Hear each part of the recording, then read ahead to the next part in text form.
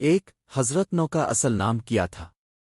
جواب: ان کا نام نو تھا اور وہ حضرت ادم کی اولاد میں سے تھے۔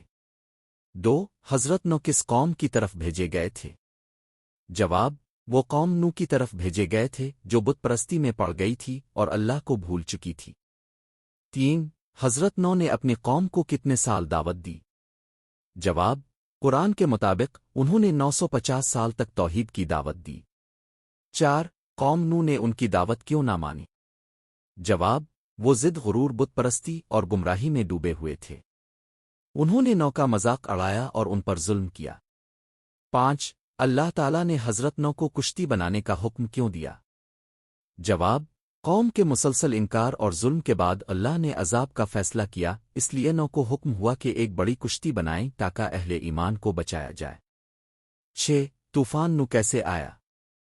جواب: زمین میں سے پانی پھوٹا، آسمان سے موسلا دھار بارش ہوئی اور پورا شہر پانی میں ڈوب گیا، سوائے ان لوگوں کے جو کشتی میں سوار تھے۔ 7 حضرت نو کی فیملی میں سے کون ایمان نہیں لایا؟ جواب: ان کا بیٹا اور بعض روایات کے مطابق ان کی بیوی بھی ایمان نہیں لائی۔ اللہ نے بتایا کہ نبی کی قرابت فائدہ نہیں دیتی جب ایمان نہ ہو۔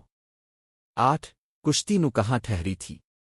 جواب: قرآن میں ذکر ہے کہ کشتی جودی پہاڑ پر ٹھہری۔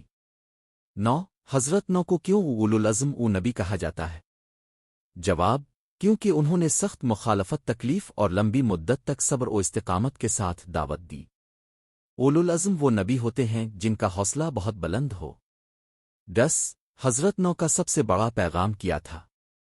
جواب: اللہ کی توحید، بت پرستی سے دوری، اللہ کا تقوی، عدل، سچائی اور صبر، اور یہ کہ نجات صرف ایمان اور نیکی میں ہے۔